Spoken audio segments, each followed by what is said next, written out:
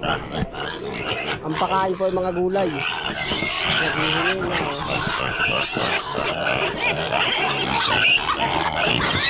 Dito po natin pinapakain.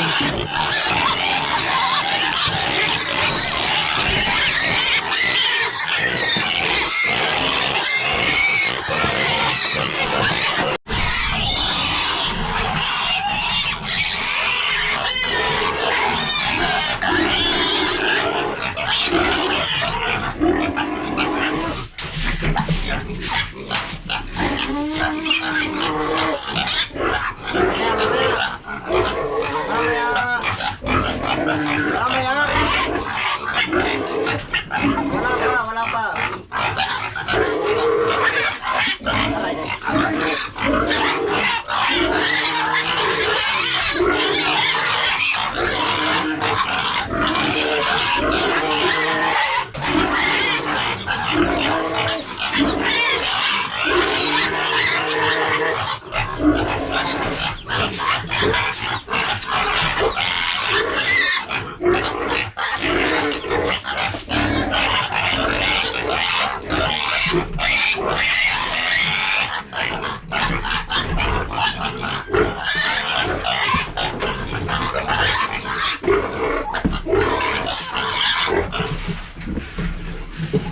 Tapos po ang panghimagas ay ang gulay. Nahimik niya eh. Parang nagdahilan. Tapos po yan, sasabugan natin ang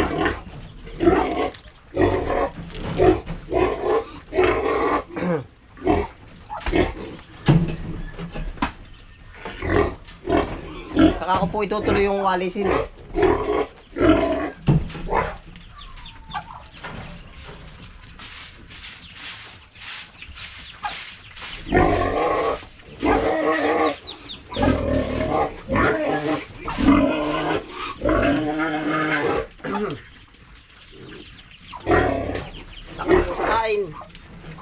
Yan, ito po yung mga pinag-ano ba nila ng pagkain.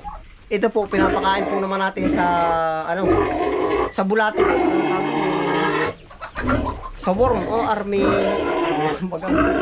Ano nga ba yung bulati natin? Yung pambermicas po. Kaya po walang natatapon. Meron pang pagkain.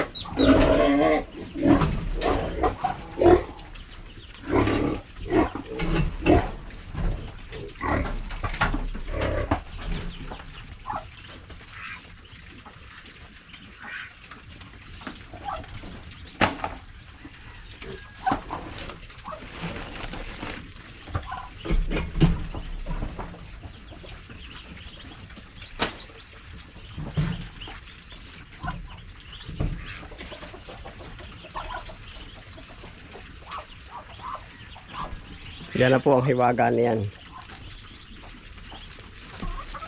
Yan, pagmasdan niya po ito. Yung mga spinat po na hindi nabenta. Oh.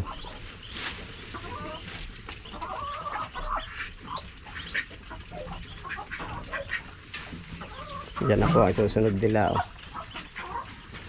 Mga pipino po. Ba, nalaban yung manok oh.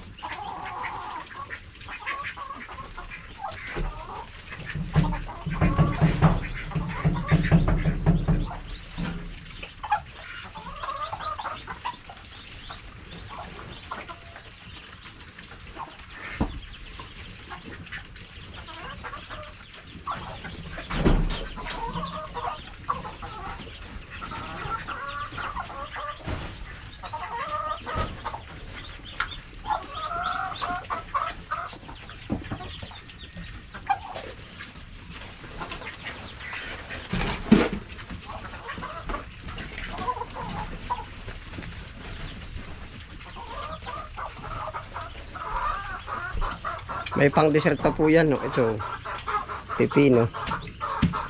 Yari po yan, tamo. Pwede pa ito, ay kasi ang dami naman po.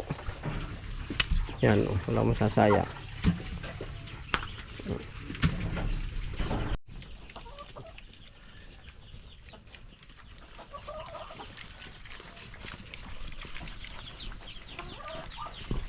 Yung iba nagpipipino na sa kabilang dulo.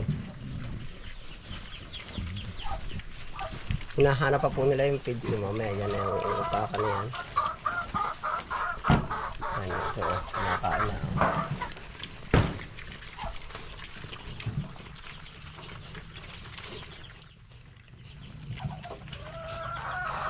Simot po yan, wala po ititira yan. Ititira dyan ay yung ibang mga, basta po yung mga ganito lang.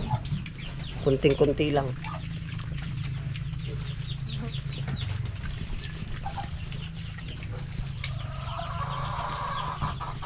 Yung isa o, dinadali may pipino.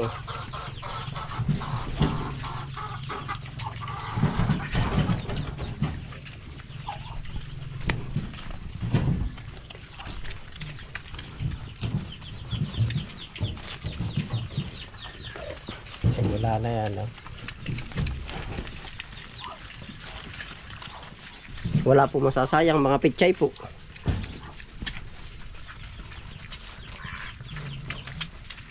Napakaswerte po ng kakain nito po.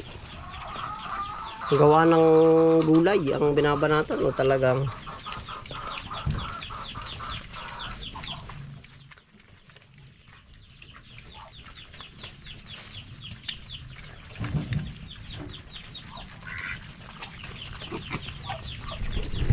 minsan po ay nagkaka-idea ako gawa po ng ganito pala, no? Ngayon ko lang po, ngayon mismo ano lang ako nagka-idea.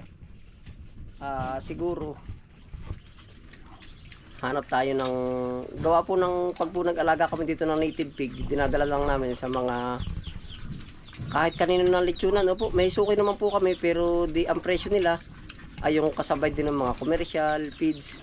Siguro po try natin na sana lang ano po, kung hindi mahirapan tayo maglabas pasok ng baboy pa, yung ipupure natin na halos gulay lahat yung kakainin, pero parang ikukontrata natin na basta puros gulay lang ipapakain. Opo, gawa po ng ngayon parang 200 na lang po ang per kilo ng lechonin. Opo, ay di kumbaga kung yung mga kilalang restaurant na organic restaurant, tapos ay parang mahirap din po sabihin natin kumontrata, ano, kumbaga yung di kontrata na rin yan, ipapangako natin na hindi tayong papakain ng commercial feeds. Malalaman po naman nila yan sa texture ng laman. Opo. Oo, yan po ay nadidetect. Kaya po hindi sasabihin natin, ari, organic. Meron pong pang test. Ay di, kumbaga, matagal nga po yung proseso. Kahit po sa mga gulay, kumbaga, para pong magandang idea ba? Di mag-a-additional sila ng presyo na kontrata natin na talagang hindi natin siya pinakain ng ano, pure ano na lang talaga. Pure na mga gulay. Opo. Parang isa po bang maganda sa isang nakikita kong idea. Opo. Gawa ng total,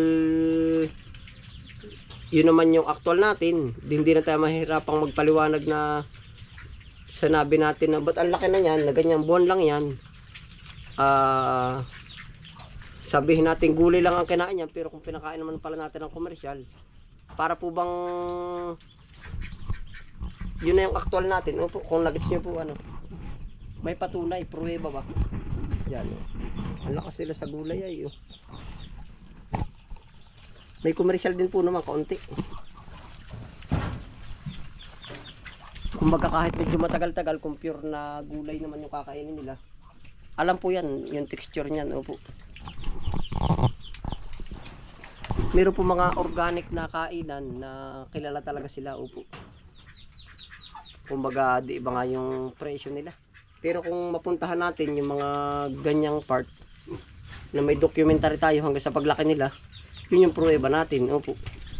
Yan. Kumbaga, share ko lang po sa inyo about sa organic farming. Oho, yan.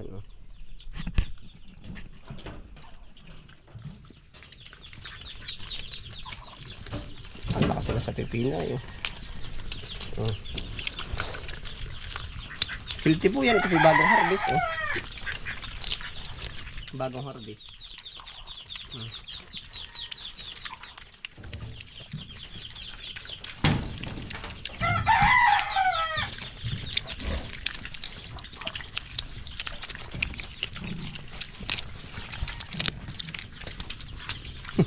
Ngayon na paghahawa kita.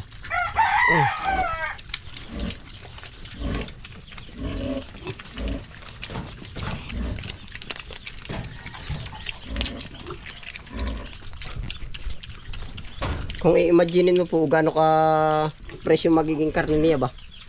Oh. Natural na.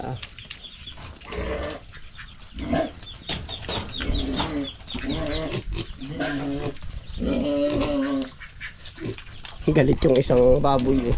Tasan tayo nga. Ubus na po yung gulay. Ito mo. Kung kunti na yung natira. Hihingi pa yan.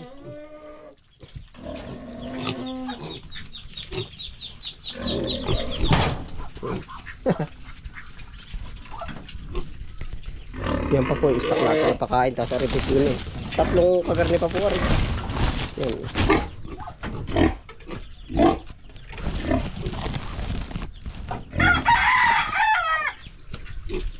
Yan.